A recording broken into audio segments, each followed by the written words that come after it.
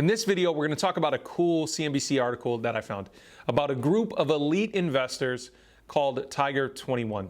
Now, this is a group that has $80 billion worth of assets between all of their members, or half of Jeff Bezos. maybe we should be talking about Jeff Bezos. No, we're going to talk about Tiger 21. But the chairman of Tiger 21 did an interview with CNBC and talked about how their members are planning for 2021. Okay, so that's what we're going to talk about in this video. So stick around. Hey guys, welcome back to the channel. Thank you so much for joining me for another video. I'm Richard Allen. We talk about stocks on this channel, and every once in a while we talk about something a bit different. I found this article on CNBC. It's titled "Money Moves the Ultra Rich Are Planning in 2021 and What We Can Learn from Them." And I think this gives us some good insight into what the ultra rich are doing. There's this group of very wealthy elite investors called Tiger 21. It's an investment community that, think of really high net worth networking, okay? It's a group of investors that, between all of their members, have about $80 billion worth of assets. That's a lot of money. And this is a very elite private group, okay? And their chairman, Michael Sonnenfeld, has talked to CNBC a couple times this year. I think this article gives us some good insight into what the ultra rich are planning for 2021.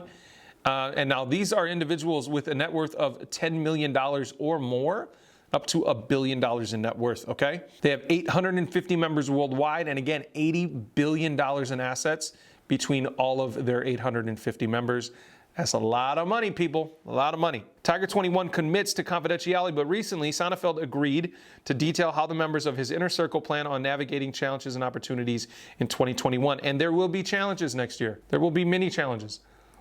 But I think there will be a lot of opportunities next year because of the potential challenges that we're going to be facing. So, Sonnenfeld's predictions for 2021.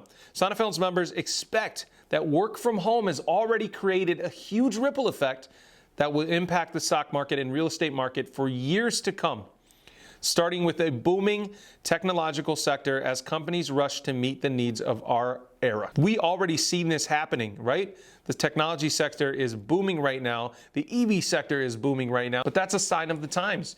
EV, technology, like Zoom, right? Zoom has such a crazy valuation this year because we realize now, hey, we need Zoom. We need to be able to socially distance, but we still need to be productive. So companies like Zoom are doing really, really, really well this year. Sonnenfeld also predicts major changes in real estate. Many Tiger 21 members have opted to move to areas with lower cost of living now that they're not expected to show up to work in person every day. This is pulling major traffic away from your favorite bi-coastal hotspots like New York and California. He says, "I think it's likely that the office market is changed forever. Something for commercial real estate investors to keep an eye on. He expects lower demand for office space now that so many in-person operations are closing in shop." This is a big deal. I've been talking about the commercial space and potential issues with commercial real estate all year. Now, I used to be a real estate agent, so I understand this business a little bit. But the commercial real estate is going to change next year. Commercial real estate is going to be cheaper next year. You guys ask me sometimes about GHIV. GHIV is HIV. I just realized that. No wonder I've stayed away from it. GHIV, HIV. Ooh. Ooh. But GHIV, I can't even say that anymore. A Gore SPAC. So there's a SPAC merging with United Wholesale Mortgage, okay? United Wholesale Mortgage is the largest mortgage lender in the commercial space. I don't think that's good. If there's an issue with commercial real estate this year, that's not going to bode well for United Wholesale Mortgage. It just won't. United Wholesale Mortgage is trying to get into the residential space as well, but the majority of what they do is in the commercial space. This could be really bad for them as a servicer over the next few years. And it's something that, as an investor, I am looking at capitalizing on over the next year. And that's why I'm reading this article, because I think will be opportunities in the commercial space, right? So I'm actually going to be starting a podcast soon that I'm really, really excited about. But I'm also excited that if I don't want to do a podcast in my garage, right? I may be able to get a really cheap space somewhere right now because no one is working from the office anymore, right? Office space is going to be super, super, super cheap. So I may be able to get either a bigger space for the same price or get a smaller space than I normally would have, but have it be really, really, really cheap. Let's continue on with the article quick. On the residential side, however, historically inexpensive cities are more attainable than ever before. If you dream of living in New York City, now might be the time to buy an apartment or at least take advantage of reduced rent.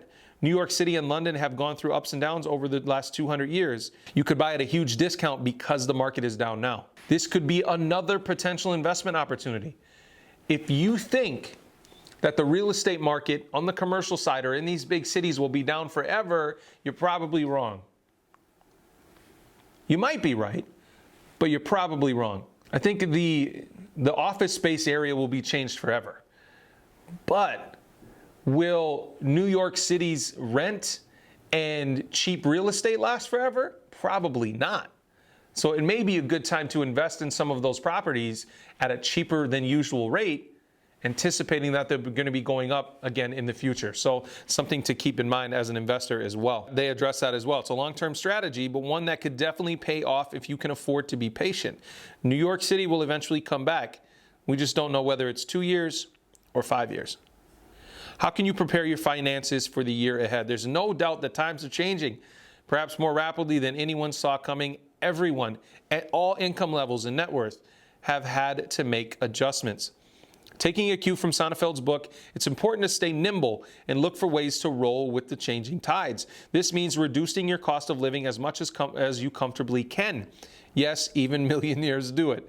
And rethinking the financial plans you made before the recession hit last spring. One thing that my wife and I have done is we've lowered our cost of living over the past year because uncertainty, it kind of gets to you, right? And I think that's what this pandemic has taught us the most, right? That we don't know for sure what's going to happen. Stocks don't always go up. Real estate doesn't always go up, right? We aren't always as healthy as we want to be. The world tries to get us sometimes with viruses or something, right? And this changes perception a little bit, right? And there's a freedom in knowing that your cost of living, your bills that you have to pay every month are less than they were a year before, or they're less than they were even a month ago, right? When you pay down your debt or get a cheaper car or pay less for groceries every month or whatever it is, right? When your cost of living is lower, there's some freedom there, right? When your income doesn't go down necessarily, but your cost of living goes down, you have more money in the bank, you're a little more free. Maybe you can start a YouTube channel. there's a lot of things, right, that come along with having a little extra money, a little less bills to pile up. And I think there's some real power in that. Now, this next part is something I don't agree with. They talk about, well, now you're saving money on gas, you might as well put it in a high-yield interest savings account. These people did not get rich by putting their money in a savings account. I'm sorry, but that's not how you get rich. Now, is it good to have extra cash, right, in an emergency fund and things like that? Absolutely. Absolutely. But if you're not going to put your money to work for you, maybe spend the money drywalling your garage and putting up a cool backdrop and buying a nice camera and some studio lights, start a YouTube channel. That's putting your money to work. If you're not going to put your money to work for you, you're never going to be a millionaire. If you're not going to risk a little money sometimes in the stock market, you may never be a millionaire. Maybe you don't want to be a millionaire. Maybe you don't want to be rich. That's fine. But maybe you do, and if you don't put your money to work for you. So this is the one point that I disagree on, that I would encourage you as an investor, a potential entrepreneur, right, to not do as much, okay? I'm not saying don't have an emergency fund. Like this statistic that the majority of people, that 80% of people can't afford a $400 emergency bill or something that happens if your washer breaks or whatever, right? You can't afford $400 to replace it. That statistic that sucks. And if you're in that spot, I'm sorry. So in your case, right, if you can't afford that, try to save some money, right? Maybe take it out of riskier investments and put it in a savings account. Because it's good to have some extra cash. It feels good to have some extra money. If you have a chunk of money and you want to start a business or you want to do something or you want to put your money to work for you, that's the way to true financial freedom. And sometimes you're going to screw up. Sometimes you're going to make a bad decision. Sometimes you're going to fail. But all you need to succeed is that one time to truly succeed. Put your money to work for you, and you could make a ton of money. You could make a ton of money. And that goes for investing too, right? Some of the stocks we talk about on this channel are a little bit risky. High risk, high reward. I try not to talk about companies that I don't think could make you a lot of money, okay? But every once in a while, even I lose. I traded out a workhorse, for instance. I've told this story before. I lost $500. That's that $500 emergency fund that 80% of people can't afford. I lost that on one trade. Some people have lost far more on one trade. It's risky investing in the stock market. It really, really can be. But overall, it pays a lot better than a high interest savings account. Right? Think about it. Even if you just put your money in the S&P, what's the highest interest rate right now? It's got to be like 1%, right? Like 1%. Come on. It was terrible. It's terrible. Join the Discord. We'll talk about stocks over there that we can invest in that gains more than 1%. So really the moral of this, right, is that the ultra rich aren't panicking. That's a good sign, right? I really think that's a good sign. They are changing their habits a little bit, but they're not panicking. And I think a lot of people are taking a step back from the market right now. I was just talking to my father-in-law, for instance, right? And he's like, I think stocks are going to go down. And maybe he's right, but if he's wrong, right, he's not necessarily taking the risks like that he might normally take in the market, even though he's been investing really, really well over the last few months. So when you take a step back, your money isn't working for you as much, right? Some of you guys out there who watch this channel, you invest heavily in the market, you're excited about new opportunities, and you put your money to work for you. And every once in a while you fail and you screw up and you lose some money. But as long as you're positive for the year, sometimes investing in the stock market can be freaking entertaining too, right? You got to factor that in. I love it. I absolutely love it. It's cheap entertainment overall, and it can make you a ton of money. Yeah, could you lose money? Sure. Don't buy things when they're high and sell when they're red. Just don't do that. Because on this channel, I want to talk about opportunities, right, in the market. Now, what are the opportunities we just talked about in this video? We talked about the commercial real estate side of things. There could be a big, big opportunity in there. We talked about residential real estate as well in New York, California, places like that. There's a mass exodus from California right now. If you've wanted to move to California for a long time, next year might be a good time, because real estate might be cheaper in some of those places that you want to be, because people are moving to Texas and other places. There are opportunities out there. And one of those opportunities is not parking your money in a savings account, probably.